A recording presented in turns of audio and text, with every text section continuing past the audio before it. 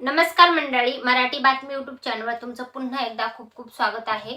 दिल्ली विधानसभा निवडणूक 2025 साठी जी 5 फेब्रुवारी 2025 रोजी मतदान झालेलं आहे, तर त्याचा निकाल म्हणजे 8 फेब्रुवारी 2025 रोजी म्हणजे आज लागणार आहे। तर त्याच्याच विषयीची सविस्तर माहिती देणारा व्हिडिओ मी तुमच्यासाठी घेऊन आलेला आहे। तर दिल्ली विधानसभा निवडणुकीत एकूण जे आहे तर महिला मतदारांची संख्या जी आहे तर ती वाढलेली आपल्याला पाहायला मिळत आहे। आतापर्यंतचे जे आलेले अपडेट आहे त्याच्यानुसार तर याच्यामध्ये दिल्ली विधानसभेला आप म्हणजे आम आदमी पार्टी, बीजेपी म्हणजे भाजपा आणि काँग्रेस असे आणि इतर अशा लढती जे आहे तर ते आपल्याला पाहायला मिळालेले आहे।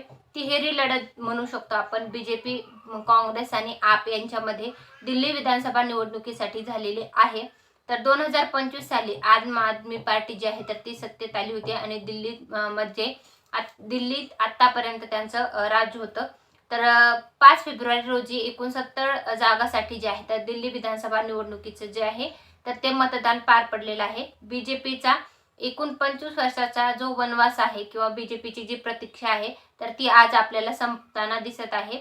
दिल्ली विधानसभा निवडणुकीत विजयाला जे आहे विजय मिळाला, म्हणजे दिल्ली विधानसभा निवडणुकीमध्ये जे आहे तर बीजेपीला विजय आहे मिळत असताना दिसत आहे, कारण की बीजेपीचे जादा सीट जे आहेत ते येताना दिसत आहे। तर बीजेपी आघाडीवर दिसत आहे। 2013 पासून जे आहे दिल्लीच्या सत्तेवर म्हणजे दिल्लीच्या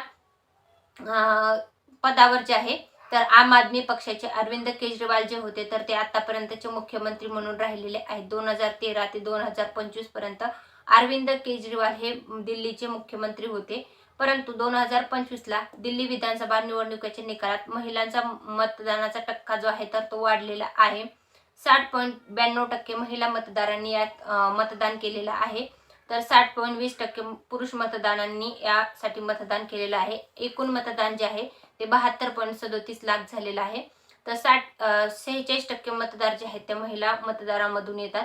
तर दिल्ली विधानसभा निवडणुकीत आम आदमी पक्षाने निवडणूक प्रचारामध्ये महाराष्ट्र, झारखंड आणि मध्य प्रदेश प्रमाणेच जर आपला तुम्ही निवडून पुन्हा सत्तेत निवडून आणून दिलं तर कर न भरणाऱ्या महिलांना महिन्याला 2100 म्हणजे 2100 रुपये देण्याचे जे आश्वासन जे आहे ते प्रचार घोषणेमध्ये केलं होतं।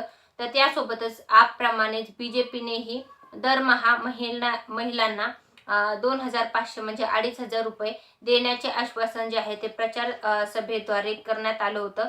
तर आता हे आश्वासन जे सत्तेत आल्यानंतर पाळले जातात का ते आपल्याला पाहणं प्रत्यक्षाचं राहणार आहे। पण आतापर्यंत दिल्लीमध्ये 3 महिला मुख्यमंत्री म्हणून राहिलेल्या आहेत। 1993 ला जेव्हा दिल्ली विधानसभा स्थापना झाली, दिल्लीमध्ये जेव्हा विधानसभा स्थापना झाली 1993 ला, त्यानंतर 1993 ते 98 मध्ये बीजेपीच्या सुषमा स्वराज ह्या जे मंत्री आहेत त्या बीजेपीच्या मुख्यमंत्री म्हणून दिल्लीच्या सत्तेवर होत्या। आणि त्यानंतर 1993 ते 98 आणि 98 ते 2013 काँग्रेसचे जे शीला दीक्षित होत्या त्या दिल्लीच्या मुख्यमंत्री म्हणून होत्या। आणि आतापर्यंत 2013 ते 2025 पर्यंत दिल्लीचे मुख्यमंत्री म्हणून अरविंद केजरीवाल यांनी जे आहे तर दिल्लीचा कारभार पाहिलेला आहे।